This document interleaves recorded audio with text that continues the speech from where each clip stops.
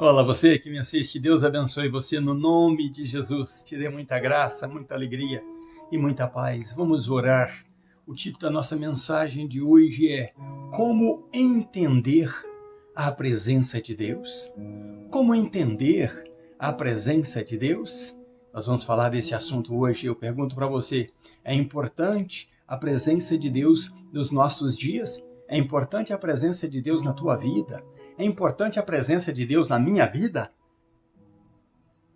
Hoje vamos trazer esse assunto e eu sei que Deus irá te abençoar. Então vamos orar primeiro e depois vamos ler a palavra de Deus. Pai Santo, no nome de Jesus, obrigado por este momento. Deus querido, Deus amado, eu te agradeço por poder trazer a esta pessoa que ora comigo agora a palavra do Senhor e a importância de ter o Senhor conosco. Muito obrigado, Pai, por ter nos trazido, Deus, a oportunidade. Agora vamos desfrutar dela, aprendendo do Senhor, crescendo no Senhor. E enquanto falamos deste assunto, meu Deus, havendo qualquer dificuldade na pessoa que assiste este vídeo, eu peço ao Senhor que a visite agora nas suas dificuldades, nos seus problemas, ó Deus. E, ó Deus, resolva todos os problemas. Se é enfermidade, ó Deus, cura no nome de Jesus, como testemunhamos ontem, que o Senhor é um Deus que cura e que visita, ó Deus, as nossas necessidades, visita os nossos interesses. O Senhor conhece o nosso coração, conhece a nossa fraqueza. Por isso, meu Deus, nós oramos ao Senhor, pedindo ao Senhor, por amor da tua misericórdia. Fica conosco, fala conosco, esteja conosco e não se ausente das nossas vidas. Nós oramos assim, no nome de Jesus. Amém. Como entender a presença de Deus? Vamos ler em 2º livro de Samuel, o capítulo 6, nós vamos ler o versículo 1, né? O versículo 2, o 10 e o 12. 1, o 2, o 10 e o 12. O versículo 1 diz assim, mais uma vez Davi reuniu todos os homens escolhidos de Israel, né? Davi criou uma tropa para si de 30.000 homens escolhidos. O versículo 2 diz, e Davi se levantou e foi com todo o povo que estava com ele de Balim de Judá para trazer de lá a arca de Deus, cujo nome é chamado pelo nome do Senhor dos Exércitos, que habita entre os querubins. Vamos ler o versículo 10, que diz assim, assim, Davi não quis remover a arca do Senhor até ele, para dentro da cidade de Davi. No entanto, Davi carregou ao lado para dentro da casa de Obed-edom, o Geteu. Esse é o versículo 10 e o versículo 12 diz, e contaram ao rei Davi, dizendo, o Senhor abençoou a casa de Obed-edom e tudo o que a ele pertence por causa da arca de Deus. Então Davi foi e fez subir a arca de Deus da casa de Obed-edom até a cidade de Davi com júbilo, ou com muita alegria. Olha, que interessante é o que lemos e nós vamos desfrutar deste assunto hoje. No capítulo 5, dissemos que Davi venceu lá os filisteus. No capítulo 5 também aparece Irão, o rei de Tiro, mandando pessoas para construir uma casa de cedro para Davi, já que Davi agora é rei em Jerusalém. Quero lembrar você que 3 reis passaram, nós já falamos dos 3, que foi Saul, Isbosete e então Davi, num tempo dividido juntamente com Isbosete. Jerusalém, que era Jebus antes, é a primeira vez que hospeda ali, que tem ali habitando um rei nela. Saul não se interessou em morar em Jerusalém, tampouco Isbosete foi morar em Jerusalém, né? Agora, Davi então estabelece ali, depois de se tornar rei de todo Israel, o seu trono ali em Jerusalém. Bom, Davi estava tudo bem com ele, com as suas esposas ali, né? Mas algo, né, e com seus filhos, mas algo aconteceu maravilhoso na vida de Davi. Davi entendia que o poder da estola sacerdotal o abençoava muito nas suas batalhas, né? Mandou trazer estola sacerdotal, ali ele teve vitórias, mas agora Davi tem saudade de uma coisa muito interessante, de um símbolo muito interessante. Davi, então, é informado que a arca de Deus está lá na casa de Abinadab, né? Quando ela foi levada para lá, um filho de Abinadab chamado Eleazar foi então feito dele sacerdote para ele cuidar da arca. O que acontece é que, possivelmente, a Bíblia diz que a arca ficou lá por mais de 20 anos. Saul não interessou por ela, né, de trazê-la para o reinado dele, deixou lá porque Saul realmente estava cada dia mais desviando-se da presença de Deus. Mas Davi não. Davi entende que, mesmo ele sendo um bom líder militar, ele precisa da presença de Deus com ele. Não era uma visão política, não, era uma visão religiosa. Davi tem uma visão espiritual de que precisa que Deus esteja presente com ele no reinado dele. Então, a Bíblia, como nós lemos, diz que Davi, então, entendendo que era muito importante a presença de Deus com ele, ele então prepara 30 mil homens, né, da sua tropa escolhidos. Não penso que Davi estava preparando estes homens simplesmente porque poderia ter uma guerra, isso, aquilo. Não. Davi queria segurança para a arca de Deus que ele estaria trazendo. E a Bíblia diz que nesta arca tem o nome do Senhor dos Exércitos que se assenta entre os querubins. A arca era a glória, a presença de Deus. Ali Davi queria muito isso para ele. Por isso que o nosso título é Como Entender a Presença de Deus. Davi entendia que sem Deus ele não era nada. Foi Deus que o tirou do pasto. Foi Deus que o fez rei. Foi Deus que o livrou da morte várias vezes. Então agora ele quer mais do que nunca a arca que simboliza a presença de Deus com ele ali no reinado dele. E Davi, então, ajuntando essas pessoas, prepara músicos, possivelmente, prepara as pessoas que, com muita alegria, iria trazer a arca, né? E então vai para lá, para a casa de Abinadab. O que acontece é que 2 filhos de Abinadab, então, são delegados para ir, né, cuidando ali da arca, ali no caminhar com Davi. E ali é feito o carro novo, né, para colocar a arca nele. O que ocorre é que nós não vemos aí a presença de Eleazar, né? São outros 2 filhos, Uzai e o outro irmão dele, que está ali agora sendo preparados para levar a arca. E então vem a ideia, o que aconteceu com este Eleazar? Possivelmente, ele deve ter morrido com tantos anos, né? Porque a Bíblia diz que ela ficou mais de 20 anos, mas só Saul reinou 40. Então, o que acontece? Já havia um tempo que a arca estava na casa de Abinadab e estava sendo cuidada ali. Não se vê nenhum problema ali, como aconteceu no meio dos filisteus, lá de hemorroidas, disso ou daquilo, de sofrimento de tumores. Nada disso aconteceu ali na casa de Abinadab para contrariar de que a arca estivesse ali. Deus permitiu que isso acontecesse. Mas Davi quer agora, então, a presença de Deus lá em Jerusalém com ele, né? Levando a arca de Deus para lá.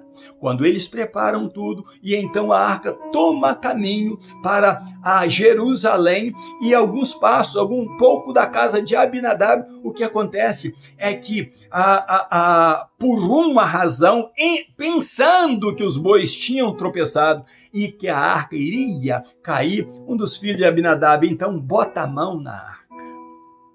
E o que acontece é que a ira de Deus desceu sobre ele por tamanha irreverência, por tocar na arca.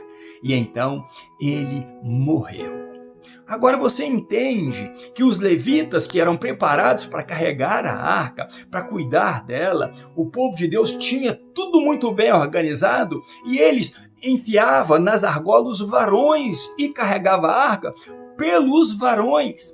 Mas este rapaz foi ali e tocou na arca. Talvez ele tivesse querendo cuidar, mas foi irreverente o que ele fez. É isso que a Bíblia aponta. E Davi então vê aquilo, vê o rapaz morrer ali pela ira de Deus. E a Bíblia traz então uma junção de ira de Davi, revolta de Davi por Deus ter matado a Uzá, e também temor. Davi começou a temer e dizendo, mas esta arca aí, ela não só traz bênção à presença de Deus, dizendo para si mesmo, quem sou eu para ter esta arca junto comigo lá?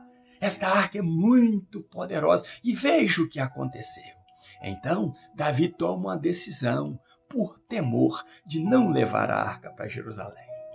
O que ocorre é que havia ali um habitante ali por perto chamado Obed-Edom. E a Bíblia diz que Davi então pega e direciona a arca para a casa de Obed-Edom. Deixa a arca lá na casa de Obed-Edom e o que faz Davi? Vai para Jerusalém. Passaram-se 3 meses e Davi lá reinando em Jerusalém, chega a notícia para Davi. Alguém disse a ele, oh rei, o senhor não sabe o que aconteceu na casa de Obed-Edom? Davi, então, talvez esperando uma má notícia, a pessoa diz, não, rei, não é uma má notícia, é uma boa notícia. Desde que a arca chegou na casa de Obed-Edom, que tudo que Obed-Edom tem foi bênção, a vida dele se tornou outra, ele tem sido muito abençoado, são 3 meses que a arca está lá e 3 meses de bênçãos na vida de Obed-Edom e na família dele, tudo dele prospera por causa da arca da presença de Deus. Davi não pensou 2 vezes. Davi, então, prepara novamente o seu povo e vai mandar trazer a arca da casa de Obed-Edom. Porque Davi não havia entendido a irreverência do rapaz. Davi havia simplesmente estado revoltado com o que acontecera e o temor tomou conta do coração dele. Mas agora ele entende que se Deus fez tanta proeza boa, tanta coisa boa, na casa de Obed-Edom, não faria ele em Jerusalém? Davi então vai trazer a arca. E o que acontece? Que a alegria foi muita.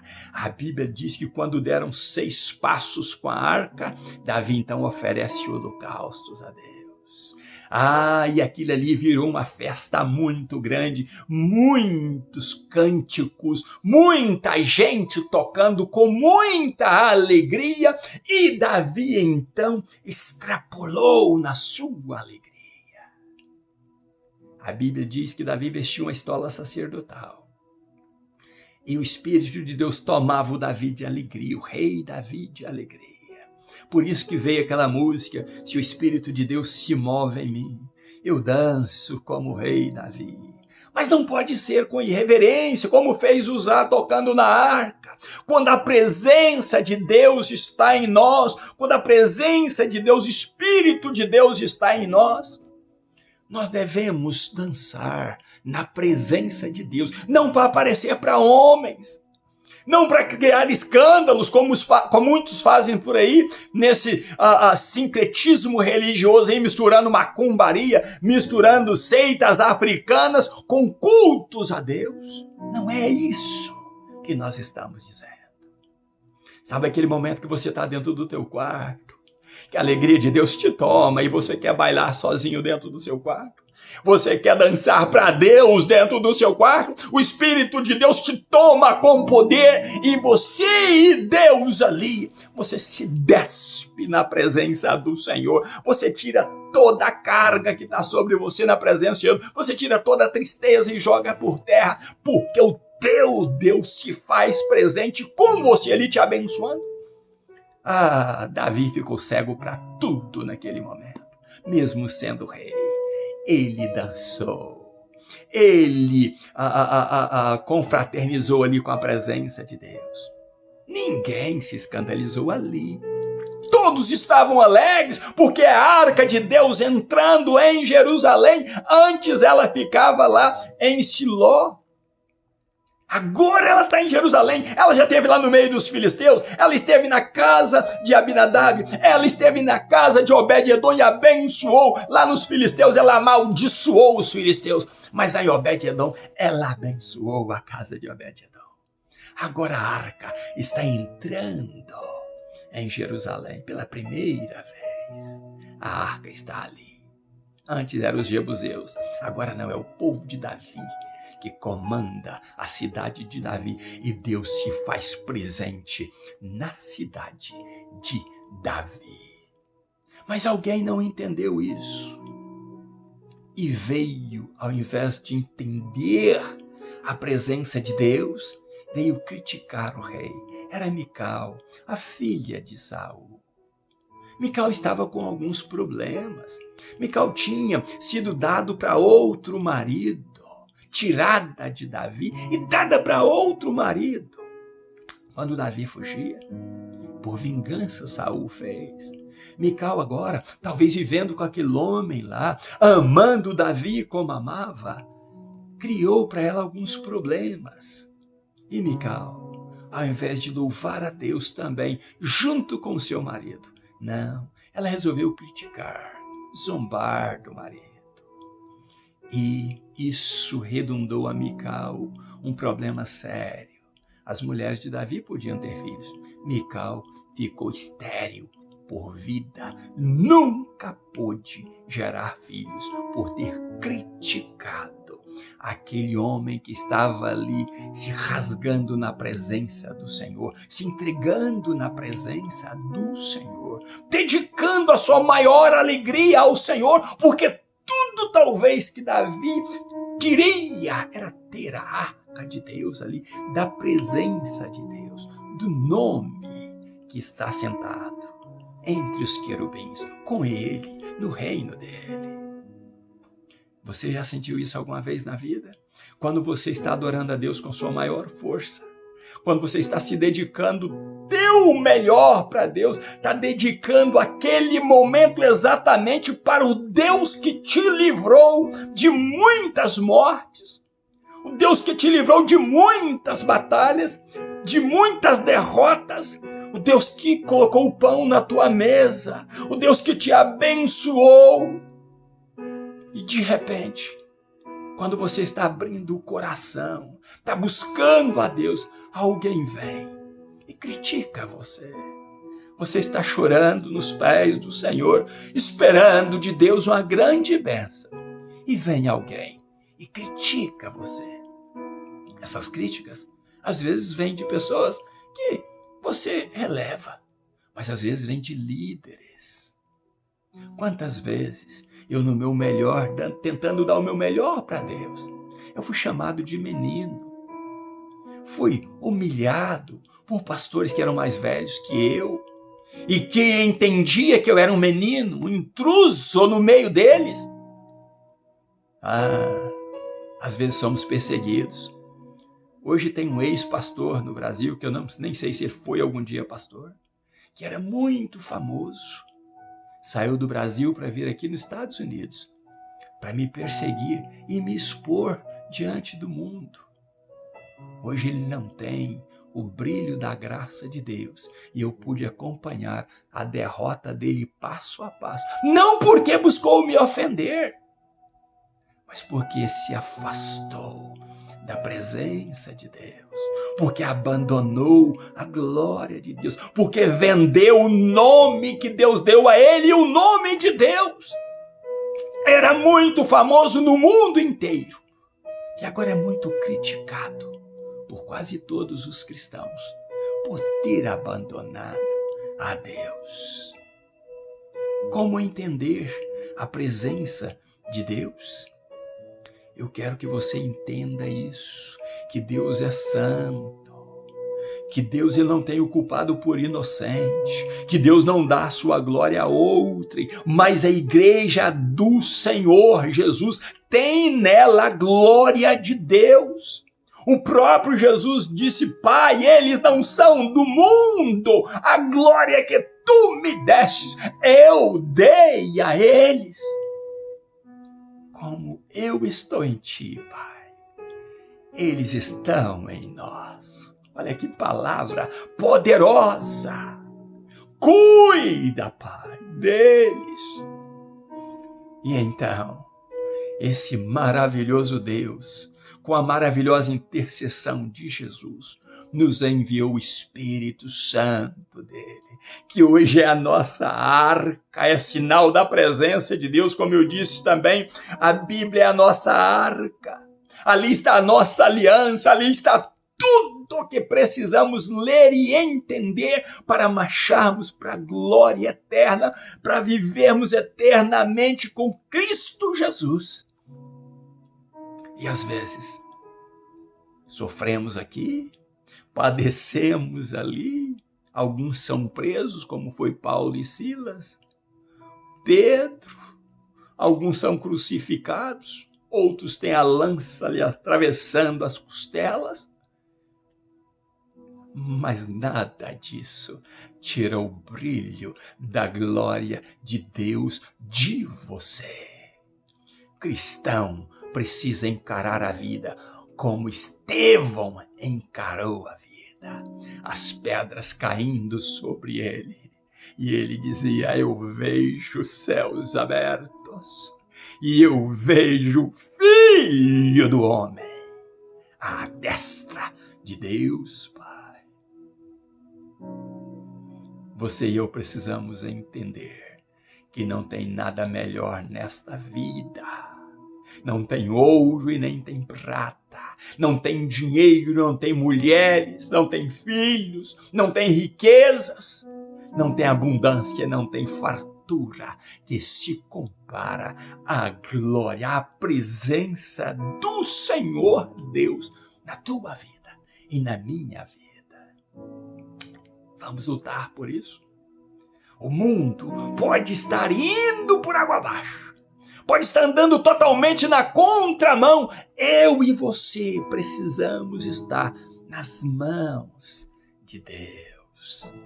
Se você e eu preocuparmos com isso e alegrarmos o nosso Deus, o Espírito de Deus se moverá em nós. E mesmo você estando sozinho no teu quarto, ou lá no alto do monte orando, ou em qualquer lugar, você dançará de júbilo, como o rei Davi, falará a língua de homens e de anjos. Você estará repleto da glória de Deus em você, cheio da glória de Deus em você. E tudo que você fizer prosperará, como foi na casa de Obed-edom. Você vai encontrar esse Obed-edom mais tarde, como um porteiro ali do templo e como um músico adorador do Senhor. Deus abençoe você e te guarde. Deus te dê muita alegria. Eu quero despedir de você agora e dizer até o próximo vídeo, se Deus quiser, no nome de Jesus. Pastor Riva Martins, Deus abençoe você e família com esta palavra. Seja forte, valoroso e valorosa na presença do Senhor. E saiba como entender a presença de Deus na tua vida. Reverenciando a Ele, honrando-o, bendizendo o nome dEle e sendo forte, porque o teu Deus é o Todo-Poderoso. Um grande abraço meu, até o próximo vídeo, se Deus quiser. E obrigado por assistir esse vídeo. No nome de Jesus, Deus te abençoe.